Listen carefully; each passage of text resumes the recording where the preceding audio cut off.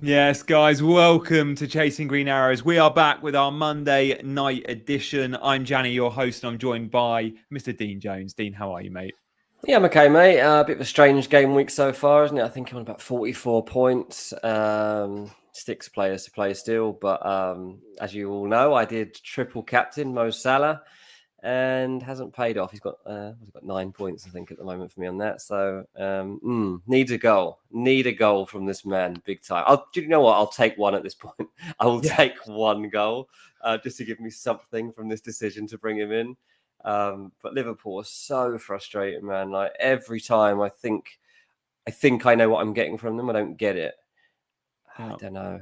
I think I just have to get rid of everyone after this. Like, I'm not going through this any longer. We'll talk a little bit later about possible wildcards. We'll talk about a new chip strategy that I'm liking the look of, although a lot will be determined of what happens at Craven Cottage on Tuesday night when Fulham play Leeds to know if Liverpool play in game week 28. But coming up in today's show, we'll be talking chip strategy later. We'll be checking out our teams. We've got eye tests. We've got notebook. It's a fun-filled hour, so stay with us. And good to see in the chat. We've got Frode and I'm 1974, Leo and Greg and Haley. Madridista is with us. Travel WMP, good to see you as well. Henry's with us. Good evening, you chasers. We did have a vote about our fans' name, like our hardcore listeners and watchers, and you guys chose. We had Team Green as CH perhaps wanted. We had a few suggestions. We put them on Twitter. We did a poll, and it was the chasers that came out on top. And I'm a fan of that, Dean. The chasers, yeah, it's easy, it's different. I like it. It's very, very easy. And so, yeah, we'll have to make some t-shirts now, mate. We need to start moving on to merch. Yeah. What do you think, people? Would you buy a chasers merch? You've got a chasers with merch. New Balance, haven't you? Sort us out. Yeah, we should get a deal that we've got with Rank FC. Yeah, totally. But we don't need that. All we need is our, I don't know if the logo or our faces. Maybe one of each. One with the logo, one with our faces on it. Would anyone buy that? Those rubbish out-of-date thumbnail photos. Good stuff. Good stuff. CGA merch. Yes, FPL River. Chaser from Egypt says his name. Good to see that. Look, I think we have to talk a little bit about Liverpool. So many of us captain Salah. Loads went Saka as well. So I was delighted as a Salah captainer to see Saka blank. Perhaps a little bit unfortunate, but even more unfortunate for me is those that captain Salah. Why? Well, first half, free kick, Liverpool, edge of the box. Nice little routine where Salah backheels it to Trent, who shoots. It's absolutely going top bins. That's a Salah assist. That's a Trent goal. If you've captained Salah and you own Trent, that goes in. It's a 15-pointer, assuming Trent keeps his clean sheet and gets 3 bonus and Salah gets no bonus. There is a 15-point swing in that very moment where it hits Jordan Henderson's head, because it was definitely going top bins. And then obviously second half, hit the bar, hit the Denver. What do you think to that, Dean? I mean, it was a good effort. It was a good effort, yeah. I was annoyed mainly, mate. I was just annoyed at the whole thing. A game like that, honestly, I didn't think Liverpool were obviously going to batter them or anything, but I was confident that they had to win it and would, and that if anyone was going to make the breakthrough, that it probably would be him. No, it was unlucky, but yeah, it's all on to this next Wolves game now, and Wolves look improved. They've obviously lack a goal threat, Wolves, but as a unit, obviously I watched them on Friday night at Fulham. They're the first team that have got the better of our midfield all season. Wow. First team. Lamina was brilliant for them. Ex-Fulham Lamina. Yeah. And it was, they had a structure about them. We found really difficult to deal with. They didn't have a lot in attack. Sarabi played well. Obviously, Cunha ended up getting injured, but yeah, it was a really tough game for us. And so now I'm like, well, maybe they'll fancy their chances of actually going into that Liverpool game and making it tough for them too. So we'll see. But frustration all around. This was supposed to be the chip that saved my season. If I don't get one goal, I'm dead. This doesn't.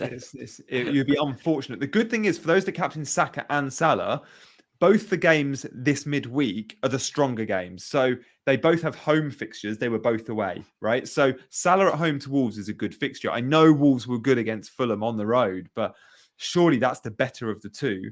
And then who have Arsenal got at home? Everton. Yeah, so that's stronger than Leicester away. I think just. Yeah. But yeah, it's an interesting one. Did Mateus Nunes play for Wolves? Was he in the middle? Yeah, but there was honestly it was all about Lamina. Like really was. And I just wasn't expecting it, to be honest. It's a really weird one because like when I watch Fulham, I kind of like try not to notice the other team. I try not to take the opponent. I really do. Like I try to treat it like nothing else matters. Like sometimes I'll come out of a game sometimes and be like, "Oh, what did you make of the formations?" I'll be like, "I don't know. Didn't watch it like that. I was just waiting for Fulham to score." But yeah, Wolves were they were good, mate. It was annoying. We'll talk about Manor Solomon in a bit, by the way. I can see a few people mentioning that in the chat right now. He will be featuring in the show, trust me. Yeah, I saw a comment earlier about Theo Hernandez as well. And unfortunately, this isn't the platform really to be discussing it too much because obviously he's not part of FPL and this is an FPL show. But I do have to touch on it because it was a wonder goal. And when I bang on about a player from Serie A being the best in the world, whether it's, I don't know, Theo or whoever, there isn't too many at the moment. Leao or someone, yeah, I do bang on about Leao at times. Everyone's like, oh, put me in the Premier League. Oh, Premier League. Like when Andrew Robertson is playing well in the Premier League, everyone's first to say he's the best left back in the world. It really grinds me when people say a best in the Premier League player, straight away they just automatically go default best in the world. And it's those, of course, that just watch the Premier League, which is fine. But don't say best in the world about best in Premier League as a default. At least consider other options. And I remember ages ago when people were saying about Andrew Robertson, and I was like, yeah, he was playing really well. But I was like, there are loads of other good left backs. And I mentioned a few, including the likes of Hernandez. And I think now people are seeing like defensively, he's not great. But I feel like when we talk about best in world fullbacks, we're often talking about them offensively. Who's the Canadian at Bayern Munich? I forget his name. Alphonso Davies, yeah. Alphonso Davies not great defensively, but when he was flying, we were talking about how good he was going forward. But the way Theo hit that volley yesterday, it goes down as known goal, comes in off the goalkeeper's back. But what left back does that? Like, he's just insane. Yeah, he is insane. I was talking today actually on Ranks. We were talking about Luke Shaw. I think he's in that bracket now as one of the best fullbacks in the world. Like, honestly, I think like the way that he's unbelievable, and like he's shown really strong mindset as well. Luke Shaw's come through some tricky times at Old Trafford, so yeah, that's interesting. But yeah, I will address that Wolves Fulham game in a little bit more detail in a minute. A couple that I think we need on our radar, and one or two to definitely avoid going forward. Cameron says, let's go, Gianni. Jones's Barmy Army. Love that. Well, we are going with chasers, but we can still have reference to some of our You can call us what you want. Yeah, we can have a few chants in the stand. Yeah, exactly that. Guys, we're going to move on. Actually, no, before we do, we just have to reflect on yesterday very quickly. Man United beat Newcastle. I was devastated. I wanted Newcastle for the fans. I love the fact that Trafalgar Square was full of tens of thousands of fans on the Saturday night. I thought until they went 1-0 down, Newcastle were the better team. St. Max with all his trickery. Wan-Bissaka did a great job on him second half. And I thought Joel Linton and Bruno in the middle for Newcastle played really, really well. I'm not going to speak about United players because I don't like to, but Dean, you can, because credit where credit's due. They've got a seriously good manager, and as a Chelsea fan, I'm a bit jealous. They got a really good coach here in him. He's a guy that is improving every single aspect of the team that he touches so far. You know, the evolution of this team since the moment Ten Hag came through the door, it's just amazing, really. was saying to you before we came on air, growing up, like if United won the League Cup, they would barely celebrate it. It was just almost like, oh, anyway, we didn't really want this, but okay, where's the other trophies that we Play do the want? reserves. Yeah, exactly. But this one, they were the first team actually to start putting out kids in the League Cup. And everyone's saying they disrespected it. Now it's just done across the board. But yeah, they were the first team to do that. And now it's the platform to give this team a taste of what it feels like to win. And everything's still up for grabs. Like in Europe, obviously they've got rid of Barcelona. They've got a big shout now of going a long way with Betis in the next round. FA Cup still there. The Premier League's unlikely, but still within reach. And as a United fan, like you couldn't really have asked for more than that this season. Casemiro was absolutely insane. Punter asks about that. I mean, I did not think I'd be talking about him as a £70 million bargain, but he is. He is. Like, because whatever, like when people were like with this thing, the amount of money United spent on him, it did look ridiculous and it looked like a bit of a panic up. But I mean, as the mindset of this team has changed and as like the technicality of the team has improved, he's been at the heart of everything. And, whether it's a player in a bad moment, he lifts them, he tells them to forget their bad moments. He'll throw in body blocks. He'll make tackles that others can't make. He's weighed in with like goals that you just didn't think would be coming from Casemiro. Yeah, his headers. He's such a good header of a football, isn't he? He's been brilliant. Not the tallest, but his timing's bang on. Yeah. So this Brazilian element that United have brought in now really paying off. Lisandro Martinez has been great. And of course, Rashford too. Even without Weghorst, I think he's been a brilliant player to bring in at that moment in the season. I think what you get from Weghorst is a lot of the legwork that you don't want Rashford putting in. And I think that like Rashford's upturn in form is a result of Ronaldo leaving and United having a player in attack that will do all the dog's work, if you like. Like Weghorst will be obviously, some will criticise him for the fact he's not getting any goals. And obviously, it's frustrating as a striker. You want to get a couple, but he's really putting the team first. And you could see what it meant to him to be part of a winning team like that and thanking the manager for taking a chance on him. I still think there's an argument to be had for him to stay longer term, especially over the next year while this team still evolves. I'm not saying it should be a big part of it because they need to move on from him and find someone that can add those goals and can be a next step up from him. But I think like what he gives Rashford is really, really good. So yeah, I can't speak highly enough of the way that United have improved. Like the second half, obviously it wasn't the same intensity and United fans were probably a bit worried at times, but from an FPL point of view, we're certainly all keeping hold of Rashford. I know that much. Let's move on to the eye test for non. It's funny because people give me sticks. They're always like, I can never praise United. And you're right, I do struggle with it. And that's fine. As a football fan, you shouldn't have clubs. You shouldn't like every club, right? No. It's like Dean praising Chelsea. It just doesn't come naturally to him. And I'm the same, but I am a bit jealous. Like they look good and the manager's great. And I've really enjoyed the last, it almost feels like, was it 10 years? I don't know when Fergie left. It feels like 10 years. Yeah, I think it is about 10 years. Them being a bit rubbish. But times have changed and they're going to be,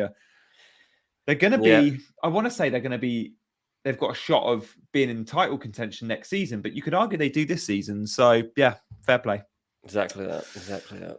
Let's move on to the eye test from the Premier League games the weekend just gone.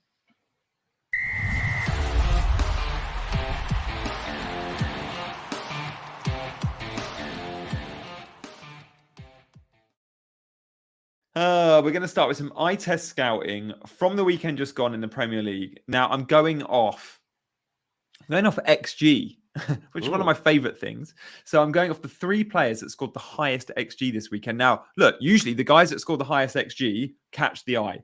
But eye test report is often around defenders and goalkeepers and midfielders too. Well, these are 3 forwards because they got the highest XG. But it's really interesting. Ranked 105th if we go off players this weekend. You have Leicester City at 0.01 XG against Arsenal. And then I'm going to go for number 3 all the way up to Julian Alvarez, 1.15 XG. A couple of attacking involvements too. It's really interesting seeing how he's fitting in this team behind Haaland in almost like a front 2. But he's effectively playing the KDB role. I'm not used to Pep benching KDB. He is the one guy you always say is going to start. Now, I know he was ill in the week, but he was fit enough for the bench this weekend. And I do wonder if he was absolutely fine. He didn't look too happy on the bench. And Pep just went, I'm playing Alvarez because he has done that in past weeks. We've seen KDB benching a few times now. And it does feel like it's one or the other because he's playing in a similar role, but you do also feel like Pep can very easily accommodate all three of them, and you can play the Argentinian out wide, or you can play him when Haaland's being rested. Is he an FPL buy just yet? No, but when he does start getting a lot of successive games back to back, which you don't often see at Man City, but if it does happen, let's say there's an injury to De Bruyne or an injury to Haaland, and that probably will happen at some point. He's a real option. He's 6 million. If you get a Man City starting forward at 6 million, even if he's playing slightly deeper, his goal involvement's always super high. And to have an XG of over 1 just shows how on it he was. He's a really good addition to this City team. And obviously, Man City know they've unearthed a gem here. Like, they knew what they were buying. He was one of the top talents in South America, had a very good World Cup, starting instead of Lautaro after, I think, game 2 for Argentina. But 6 million, Dean, if he becomes an FPL option and gets games, we want him in our teams, don't we?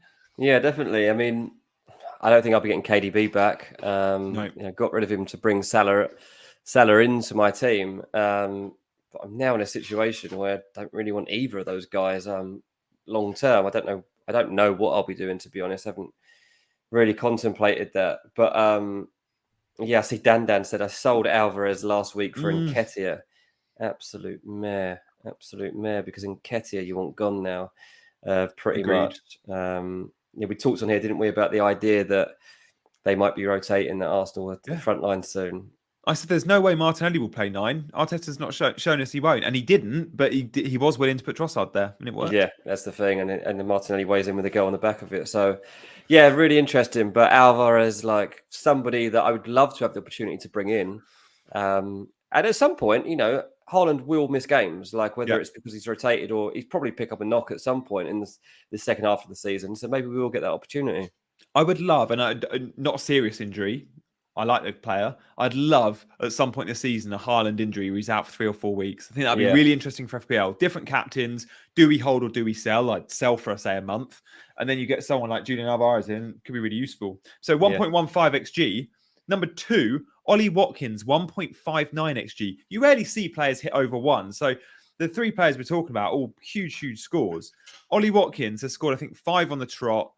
He's just playing really good football. He's really confident. And I know we talk about confidence and forwards a lot, but Watkins does feel like one of those confidence players that needs an arm around his shoulder. Something's clearly going right for him, whether it's Danny Ings being sold and being like, you're the main man, you're the only number 9 for me. If it's Unai Emery, if it's the way they're playing, if it's having Buendia as a consistent player playing behind him, like Buendia with past managers has been in and out that team, he's pretty much nailed. So again, I think that link up's really nice. Looks really good. And Aston Villa are really interesting teams. The fixtures are good. They play in the blank. I think they've got an okay double in 29. And a lot of looking at Ollie Watkins. He's still a very good price. And then I mentioned at number 1, already mentioned him, is Danny Ings, who's obviously now at West Ham. He got his first start. Dean said when he went to West Ham, this was a good signing.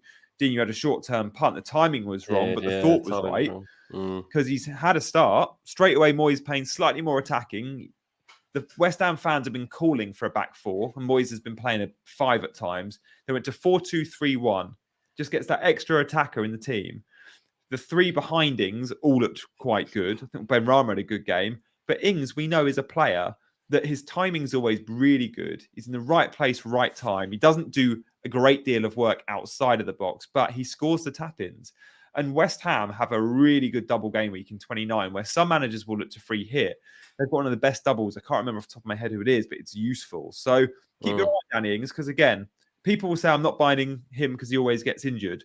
But you sell him when a player gets injured. If he's on form and you're looking for a forward and the fixtures are there, he's someone you can definitely punt on. So 3 to monitor there. Not popular FPL assets at the moment. I think Watkins probably getting the most love, but do want to touch on that Arsenal number 9 situation with Nketiah in the eye test scout, because I thought Trossard had a really good game, and I thought Martinelli obviously looked sharp too. And I know Nketiah hasn't been well, and I think there was a comment saying he needed the rest, or he was a bit unwell. If Nketiah starts on Wednesday, maybe we're fine. If he starts on Wednesday and has a good game, or Arsenal play well with him, I'll probably hold. If he doesn't start on Wednesday and Arsenal win that game or play well in that game, no chance will he be starting at the weekend. And for me, he'll become an easy sell. Arsenal don't have the double game weeks. They do play in blank 28, but I'm possibly looking to use a chip that week anyway. I'll talk more about my strategy later on. And Nketiah becomes not an easy sell, but definitely a sell. If he's not starting games, you don't want him in your team as far as I'm concerned. Yeah, I mean, I don't really want him now either. So yeah, it's tricky. We'll see in this Everton game what Arteta does. Think he keeps it the same? Do you think he goes with Martinelli and Trossard because they did well? I don't think he will. No, I think he'll go Nketiah. I think I'll bring Nketiah back for this one. I think he would just take him out for a week and seeing how it functions, especially for a game like Leicester. I think that it was quite smart, I thought, the way that he set things up in terms of the runs that those players make and giving Leicester something to think about that was different and unexpected. I think that really helped them. Against Everton, I don't think you want that so much. Although I say that, like, Everton's big strength obviously is like the big centre backs who want balls going in there towards the main striker. So maybe you don't play a main striker against them. Just on the West Ham point, I was going to mention this in the notebook, but might as well say on the back of that, is that Lucas Paqueta is a big reason why West Ham and Danny Ings are going to thrive more. I mean, he was great. He's great, and we're seeing the proper version of him now too. He's playing a bit more advanced. He's got players around him that suit what he wants to do.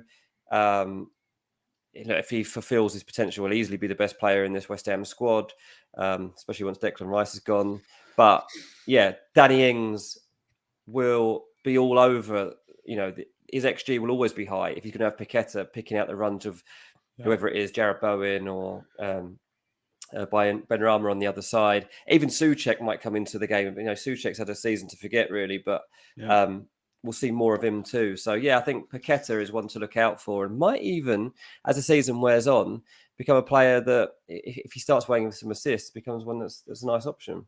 I remember when he burst into the scene and Milan paid a lot of money for him and he completely flopped, but they came with such a reputation from South America. Yeah. And then he did well at Lyon and he had a good World Cup. Like I think whether he's a success at West Ham or not, I think a big club in the Premier League will come in for him in the next 2 years. I just think they'll see enough glimpses to go. I don't know. I don't want to say Chelsea, but maybe, I don't know. I'm thinking a top 6 team, like maybe a Spurs or someone will go, this guy's better than West Ham. We can turn his head. Easily, in Newcastle, I don't know.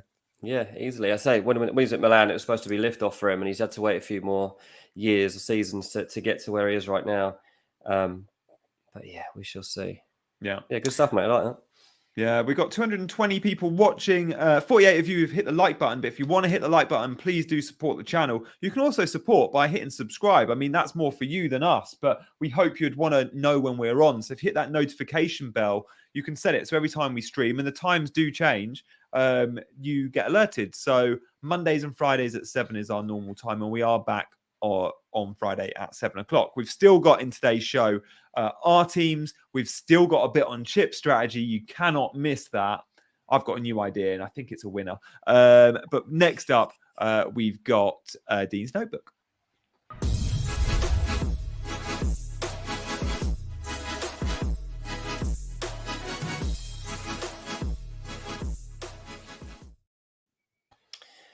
Yeah, do you know what? I want to talk about Chelsea. And it's not necessarily for negative reasons. I actually want to look like this from a different angle, because Chelsea in the first half against Tottenham were pretty good.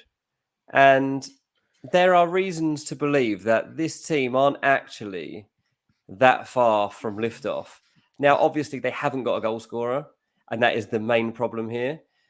But with the personnel and the functionality and everybody coming back right now, and the fixtures that are coming up, Graham Potter's fighting for his job right now. I know that Chelsea are saying he's fine. It's impossible that this guy is fine. Like that doesn't work like that. Now the next 2 games are big ones. Leeds, Chelsea. That's a big rivalry. The fans hate each other. Traditionally, this is a huge fixture. Leeds trying to save their season, like literally save themselves from relegation, but Chelsea. Just as much to fight for now, because Graham Potter cannot lose that game and then lose to Borussia Dortmund days later. So that's a big week for Potter. But if you look at the next 4 Premier League games, Leeds, Leicester, Everton and Aston Villa, Graham Potter needs, I think, to be given those games because 3 of those games are at home as well, right? Yeah, 5 of the next 6 at home.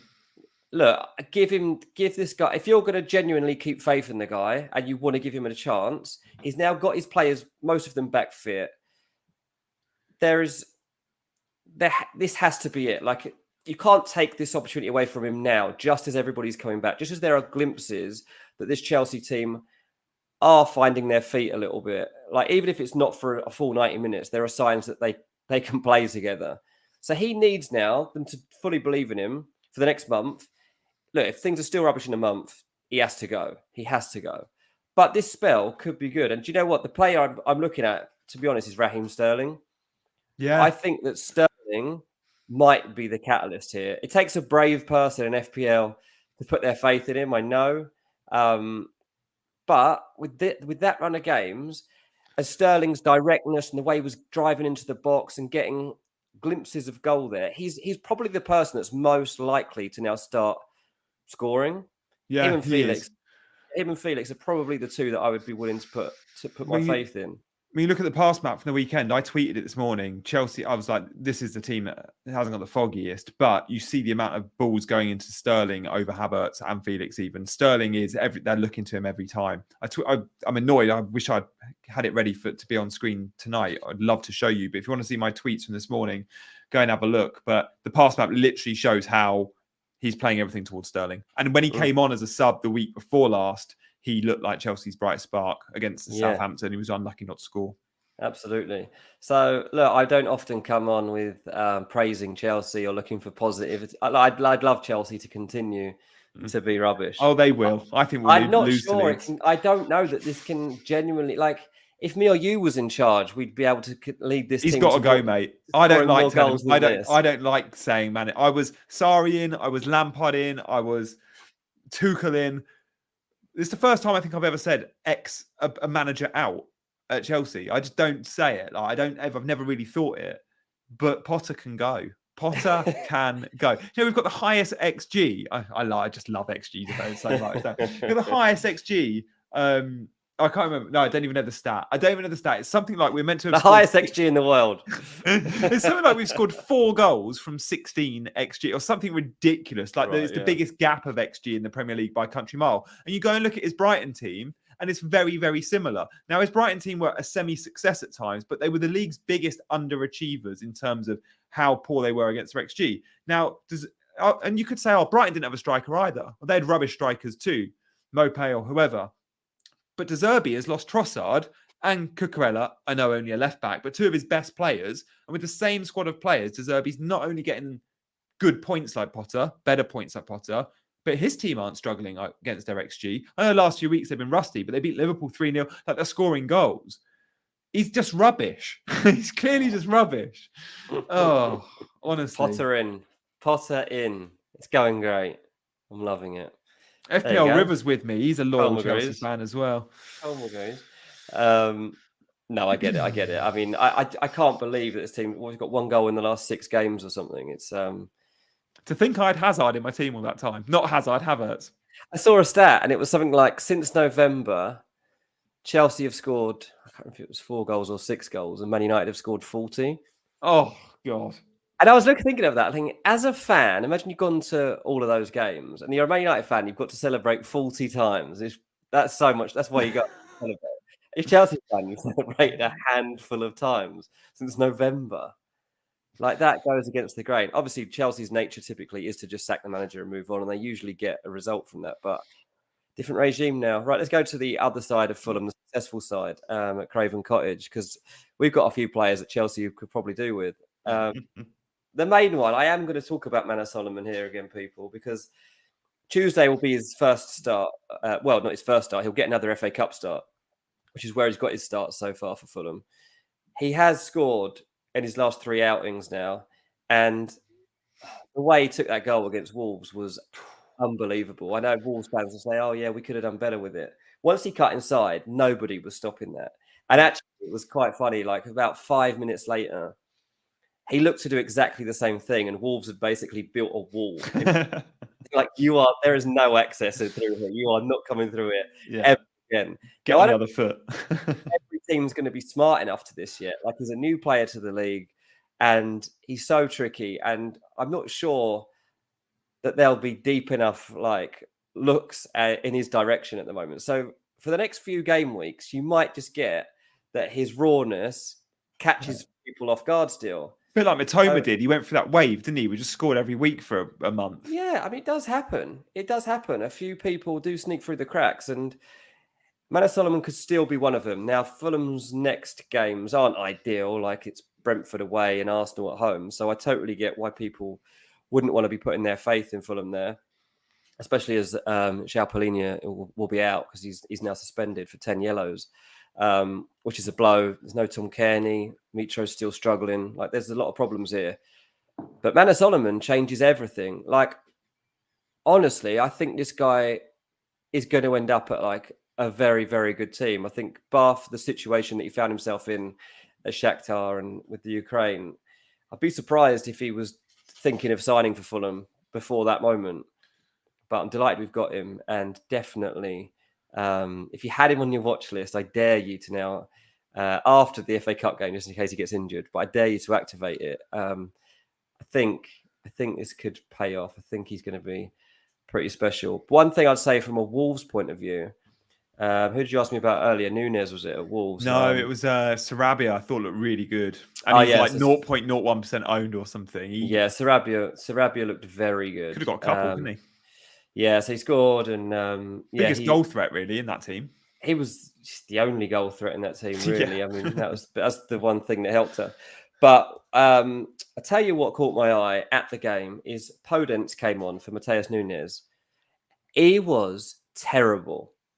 Oh, terrible. I thought you were going to say he was good. Mate, I couldn't believe how bad he was.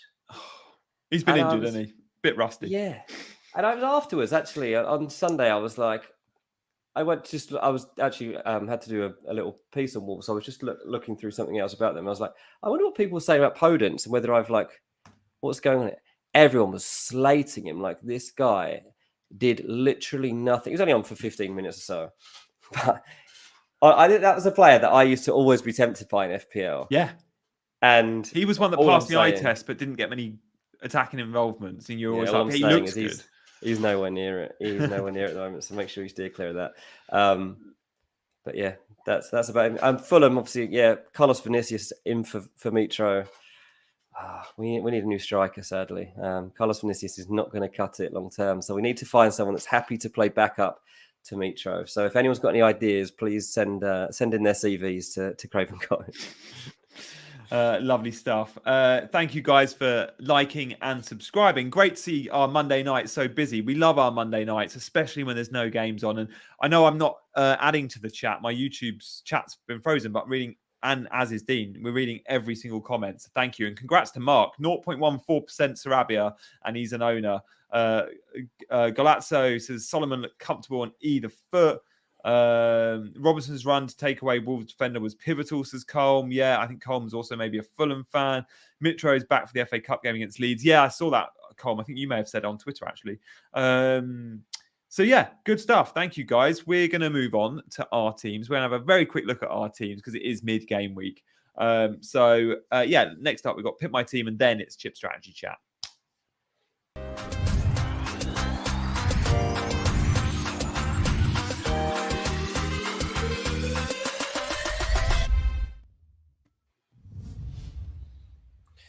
Yep. That's not bad, 44. I've seen a lot of FPL content creators on sort of high 20s. Really? Yeah, it's been a terrible week so far. Oh, 9 from Gabriel. That's decent. Yeah, but look at Kepa, Tarkowski and Thiago Silva. I wasn't expecting that. That's annoying. I mean, Thiago Silva's injured now too, isn't he? I don't know how bad. I don't know how he went off early. Didn't look good. He's not the type to go off unless he's bad. This is the problem. So, that's not a change I would be looking to make. But anyway, I'll tell you what. Bueno played well, by the way. He was probably man of the match. Yeah, he was brilliant. I think it might be the first time I've seen him in person. I think he did get officially player of the match. Mate, he was awesome. I was actually like, oh. If Fulham don't score, I get extra points. What's Gianni done to me? What has Gianni done to me? But yeah, obviously pleased when Kane scored. That gave me a little bump. Andreas poor 1 point. But yeah, there's a few 1 pointers there. I'm above the average, but it's all about Mo Salah. It really is. Just need that one goal. One goal would really give me a lift this week. I'll take more, but one goal I will at this point settle for, I have to say. Yeah. You got 5 players on 1 point, same as me, which was absolutely just feels so bad. The 1 pointers are so annoying. Additional 5 points there. If they all get 2 pointers, 49, that's a huge rank increase. Those 5 points. It feels like so hard to just get 1 point and 5 of them got it. Ridiculous. Yeah. I think my team's really similar in terms of 1 pointers. Let's move on and have a look at my team. I think I've got 5 on 1. Same as you. Let's have a look. So we should put my team in now. We've got Kepa in goal on 1 point. I've got Tarkowski on a point. Andreas on a point. And then Bamford and Nketiah. I tell you what, White was on for a 9-pointer. White was on all 3 bonus until literally the 89th minute. And then I think he committed a foul, got -2, and then Gabriel went up to 3 and White ended up with 1. That's how tight the bonus was. I was watching it live in play. So I was annoyed not to get a 9-pointer from White. Ake 6-pointer was a bit of luck. He went off before Man City conceded, but after 60, that is the dream for a defender, because then all the Edison owners and the Akanji owners, they don't get the clean sheet. Trent was nice, although should have got a goal, could have got a goal. Really poor performance, though. I'm a bit worried about Trent not starting. Klopp was so annoyed with him. He subbed him early. And Trent's defensively this season, I know we've never rated him defensively, but this season, so bad. And Klopp, he lashes out by subbing him and puts Milner at right back. And Milner had just played like 80 minutes. Wouldn't have the legs, but it just goes and goes and goes. And he trusts Milner going into the last 10 minutes over Trent. Which says a lot. Bamford 1 point. I didn't really see that league game. Yeah, was he good? He was so good. He got a standing ovation, mate. That's how good he was. But you don't get FPL when he came off at like 88 minutes. Got a standing ovation, but you don't get FPL points for that. He got a yellow card. He had 2 shots on target. Unfortunately, still a 1 pointer. He's been a terrible own so far. Yeah. And Nketiah, obviously, coming on 20 minutes to go. I thought, I might get a goal here, but nothing. Bit of a rubbish week, but still so much to go for. Like you, Dean, I'm heavily invested in Arsenal and Liverpool there. Yeah, you got loads in the bank, haven't you? I think I have got quite a lot of money. I think I've got like 4 million in the bank or something. Yeah, I think I have. You've got loads of options. Oh no, I've only got 1.8 now. What did I do? I must have made a I made I can't remember what my final transfer was. Oh, right. I made what? Oh, that was it. Trent. I had 4 million in the bank, and then I bought in Trent. So I'm down to 1.8. But no, I've still got quite a bit of cash, and I'll talk you through my transfers coming up when we look up Ben Crellin's spreadsheet. We're also going to be talking a little bit about bonus points, but first we'll do our chip strategy, and I can tell you what I'm looking to do with this team coming up next.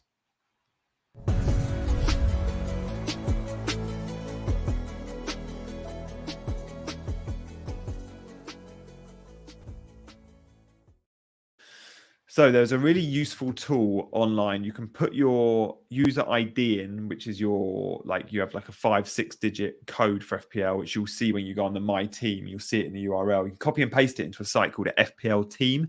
If you don't already use it, it's really useful. And you can plan you can see your team for future game weeks when you just click on, say, game week 28, and it will give you the fixtures as per this spreadsheet. That's called FPL Team. And I mentioned the other week about price rises if you want to check them. And I put it in the chat. And I now know why people in the chat were saying they didn't see the URL, because my chat doesn't work. It's fplstatistics.co.uk. So there are 2 useful websites for you guys. So I am looking. One thing I want to do is heavily invest in Brighton and maybe a bit of Brentford. Now, if I do that, it just sets me up for being a rubbish game week 28, which we can see is going to be a big blank game week. If Liverpool don't play in game week 28, and it is a really big blank, I'm looking, if I use my transfers on Brighton and Brentford players, and Nketiah isn't in the 11 by then, and I don't think he will be, because Jesus could be back or Trossard could be up top, by game week 28, I'm only looking at getting 6 players out. I cannot go into a game week with 6 players. If you can get 8, I think you're fine. If you can get 7, you might consider the free hit. But if you can only get 6 players out in game week 28, other than taking hits, I think free hit absolutely works. And I've looked at it. And if I free hit in 28, it's not just about going, oh, I have an okay team in 28. It's about what you can do in the weeks around it by committing to the free hit in 28. Because if I commit to a free hit 28, I can then go big on Brighton and Brentford guilt-free and then I can use my other transfers towards 29. And I think there's huge strength in doing that. I love to use free hit in the big double game weeks for the maximum upside. But this season, I think 28 might be the week I need to do it. And most have said this is about writing off one week. When you look at this schedule, you can't have a good team every week. Well, I think if you free hit in 28, you can still have a good team every week. 27 and 29 would obviously be very good. But then game week 32, which is also going to be a big blank, a slightly less big blank, I can use my transfers ahead of 30, 31 and 32. That's 3 transfers to protect myself in 32 before wildcarding in 33. So 32 won't be a write-off either. So I really like the strategy at the moment, and this could change, and I'll tell you on Friday if it does, of potentially free hitting in 28. And if I do that, my team for 27 looks wicked. My team for 29, where I was originally thinking I might need to free hit, looks so good that it would have 13, I'm looking at it now, 13 double game weekers in 29 is what I'm looking at. And if I have 13 double game weekers in 29, I definitely obviously don't need to free hit, but I also might bench boost. Bench boost is a really good potential play. At the moment, my bench for game week 29 would be Ward in goal, who has a double, Palace and Villa. Bamford, if I've still got him by then, who has Arsenal Forest, but a double game week.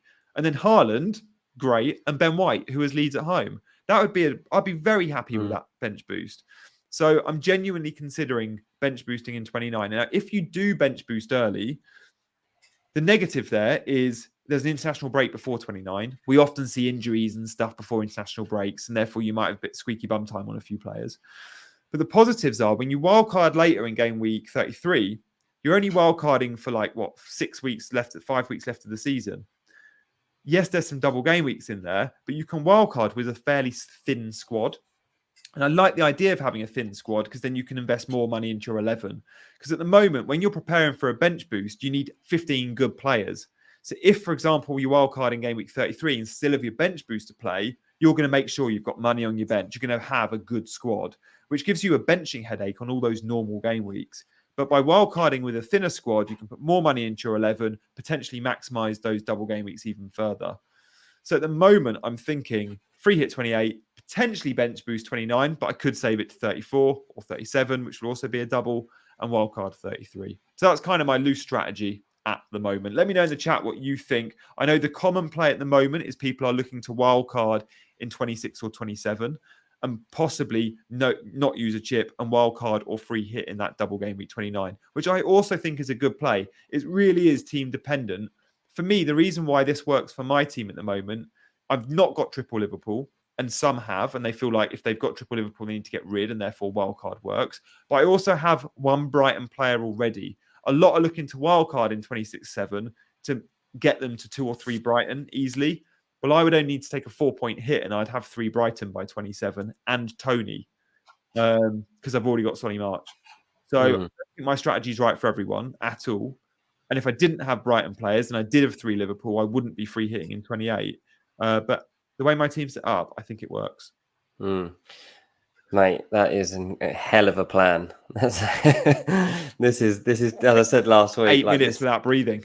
But this is definitely the moment when you do make up your rank and why you must end up so high, because to identify these little flaws and these little edges that you get, it's all about edge now, I guess, isn't it? It literally is about how can you plot something that nobody else is going to have their eye on. And I mean, that's why you're going to end up a million places higher than me, because you've got your chips and you've got your strategy. I mean, that is ultimately the difference between being an expert at this game and being like a casual but reasonable player, isn't it? And that's what it all comes to. What I always find tricky is knowing who's going to be good at this stage of the season, because you've got those middle teams that you just don't know what you're going to get anything from. And you've also got the top teams who are in cup competition, say Champions League, and you're trying to balance out, like, predicting, I don't know, say Pep, for example, what they're going to do. I really, really find this actually hard. I've typically always been better in the first half of an FPL season than I am at the back end of a season, because this is where I just get too confused as to, I go up blind alleys basically and I make silly decisions. Yeah, no, I hear that. And when the game is more simple earlier on in the season, and you're right, like you had a really good start to the season too. So I'm not surprised to hear that. And it does become a little bit more strategic, and it can feel a bit like a cheat code at times. Michael's got a good strategy. I want to pull out a few strategies from the chat. Michael's got, and I've seen a few suggesting this. He's looking at wildcarding in 26. So if you do that, you can set yourself up for 27. So when Michael wildcards, he's definitely going to go triple Brighton. He'll probably have Tony. He'll probably, maybe another Brentford, maybe Raya. So he'll have 5 doublers and 27s. Yeah, he's going to have Tony and Raya almost certainly. And he's going to have 2 Brighton mids and a Stupian. Tell me if I'm wrong, Michael. I know they're your 5. Then you're going to have 9 playing in 28, which would be amazing, right? So you can wildcard, still commit to the doubles, but have 9 playing in blank game week 28. That's assuming they're all fit and not suspended. And Tony could get a suspension at any time, both yellow card suspension and his betting stuff. And then you could bench boost in 29 with 15 double game weekers. I mean, that strategy sounds amazing. But if you've got 15 double game weekers in 29, Michael, that means you've got no Arsenal players because they've got a single game week. So you definitely don't have an Arsenal player. And you've got no Haaland. Do you really want to go without Arsenal players and Haaland? I think it's okay to bench boost in 15 with perhaps 13 players, as I mentioned, and have Saka and Haaland on your bench. I would not be selling Haaland and Saka unless you're wildcarding straight out the back of that. Thanks, Michael. I knew they'd be your 5. And then you're looking to free hit in 32. So you'd have to use transfers to get the likes of Saka and Haaland back in. That's the only thing I don't like about that plan. I'd perhaps commit slightly less to that double in 29. You don't have to bench boost with 15 playing twice, but sounds like a sound strategy. And I saw one other strategy in there I wanted to call out. I think it was Mads. So what's Mads looking to do? Here we go. Mads is looking to free hit in 29. Okay, yeah, that was my original plan. So if you're going to use transfers, getting in players, perhaps a bit of 27 and a bit of 28 coverage. So maybe you've got, 8 players without Liverpool. Fair. That works. I don't mind that at all. And then you'll wildcard in 33, bench boost 34. That seems like a really sensible shout. Like the second half of that strategy is the one I'm looking at, right? Not sure about my bench boost. I might in 29, but at the moment I'm considering 29 and 34. Because you wildcard in 33 and then you bench boost off the back of the wild card. So you know you've got 15 players, all in form, all fit. Yeah, all with good fixtures. Sorry, Dean, go on. No, I can say for that that double in 27, when you're looking at Brentford and Brighton, which is what I've been looking at mainly. Yeah. What way would you be going? Like, sorry, for the 27 going into 28. Yeah. So what? You just know if you go big on Brentford and Brighton, you're then stung the following week because they don't play. Yeah. But you're rewarded again in 29 because they both have a double in 29. Which is why I'm committing to going big on them, I think, and then free hitting in 28, which is a blank. And I'll get 11 players out for 28.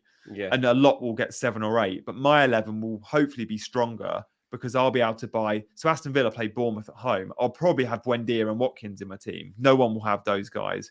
Chelsea play Everton at home. I might buy João Felix or Raheem Sterling that week. Yeah. Even Newcastle Forest is a difficult one to call because it's at Forest. So you look at those 28 fixtures and they're not great. There's not a huge amount of like easy wins, but it does allow you, if you free hit in 28, to commit to Brentford and Brighton big. Or maybe you can just go, I'm going to have 2 Brighton players, no Brentford, and just bench them and still get out 8, 9, 10 players in 28.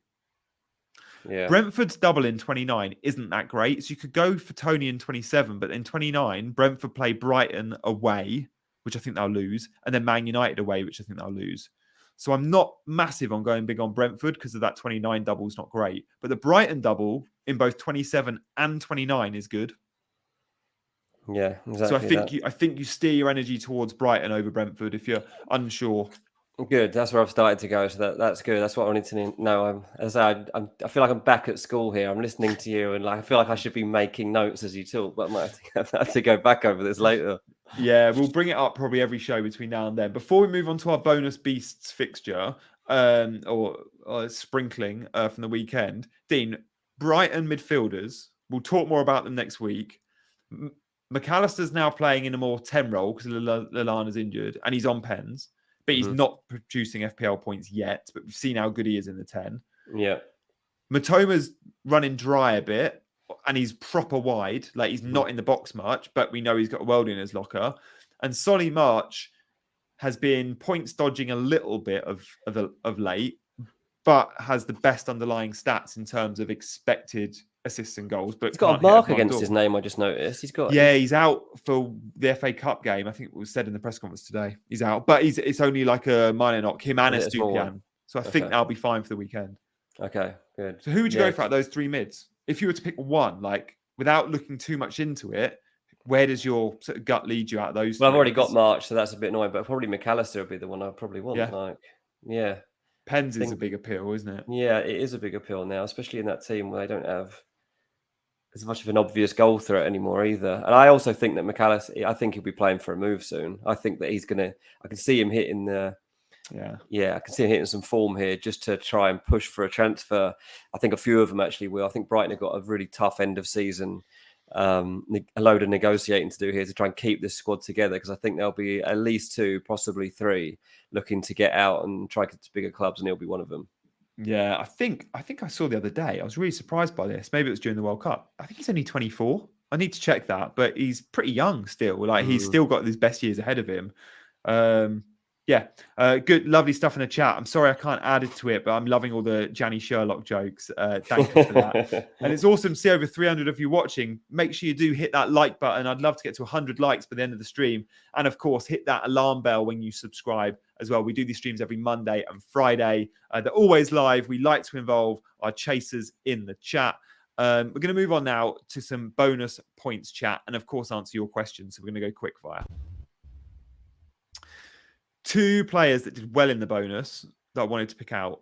Emerson Royale got 2 bonus, but of late he's been playing really well and it's reflected. Loads of touches in the box. He's dribbling. He's defending much better. So he's getting the clearances, the interceptions, the tackles, even the dribbles, and his shot on target. Like there's loads of forwards that will go a game without a shot on target. Emerson Royale is getting lots of shots on target. He seems to get one every game. So start to consider him. He's 4.9 million. The fixtures are green, as you can see. We're going to move on. Oh, Tottenham's form, like Tottenham have actually got some form now. Like whenever Conte's not there, they win. By the way, the standing manager's got 4 wins out of 4 so far. So if Conte's not in charge, I back Tottenham because they love it. They love having Conte back home, so he can't scare them. I think he's in Italy as well. He's not even in the country now. I think he's gone back to Italy, but apparently he is zooming in for the halftime chat. I don't know. You can close that. Yeah, mute chat. Yeah, let's move on to our next bonus points beast. We've got one more to bring out. It's another fullback. I think Leeds under this new manager are going to keep clean sheets. And against Southampton, they looked pretty defensively sound. Now, sure, Firpo got the goal, but even without the goal, I think he comes out with 3 bonus. I think the goal might bring him plus 12. So he's level with Koch on 30 if he doesn't get the goal. And he's had some block shots, interceptions. He said in the post-match interview, I think they interviewed him on Match of the Day. So the BBC had a chat with him, and he said, "New managers telling me to get high, get wide." And Leeds historically, under Jesse Marsh, the fullbacks weren't that exciting, and actually Firpo was out of favour. So he's got a point to prove. He's been bad. He's been bad at Leeds. I feel like he was a Barcelona player or on the books of Barcelona. Yeah, I mean, he's been talked about as having such a big career, and he's had a couple of moves that haven't gone very well for him. But he really you could see the elation in him after this game and after the goal. A big moment for him, really, in a game that was a bit of a weird one, wasn't it? It wasn't the prettiest game you'll ever see, but Firpo is. He's someone who should be doing a lot better in his career than he is. And if he can come out of this season well, then Leeds will have somebody that is genuinely a game changer and a real asset to them. So that's interesting that he actually came out on top there. Yeah. He started his career at Betis, and Barca paid big money for him when he was still a kid, like 18 million plus 12 million add-ons, like big fee for someone. Where did he go after that? So he went to Barca 24 games after Betis and then straight to Leeds. Oh, I thought he went on loan somewhere. Okay. Yeah, I think. Yeah. No, he just for Barca he was there 2 years and only played 24 times, so he just couldn't get in. But no, that's fair enough. Someone does point out, like, is he really 24% owned? He's not. No, that is a typo. Maybe it's 2.4. I don't even think he's that owned. He's definitely not 24% owned. I know that much. Guys, we've got 3 minutes to answer some quick fire questions to get them in. Awesome to see over 300 of you watching. Thank you for the support, and apologies we haven't had a great deal of time for questions, but we'll do loads of questions on Friday, as we always do, around our hours before the deadline chat. Yeah. If you want to bring any in, feel free. I've got one from Rai. Shouldn't we bench boost in game week 29? Because in 34, more premiums doubles, therefore less money to spend. Yes. Right. That's why I'm looking at a 29 bench boost, because I think when I wildcard, it then allows me to wildcard with a smaller squad. I can put Bueno on my bench and just save money, which could be useful for that 11. The only problem with 29 is the international break could bring some injuries, but I don't know how many. I think maybe we overhyped that a little bit too much, the international breaks. Often players are injured for international breaks and then fine for the Premier League anyway. This is the thing, especially this international break right now. Like, I don't feel like it's going to be a priority for almost anyone. And you don't worry about a player playing a club game, so why worry about honestly, it's a big one for Italy, though, Dean. We're in the Nations League finals again in the final four. True. There are a few teams that actually matter to. I forget.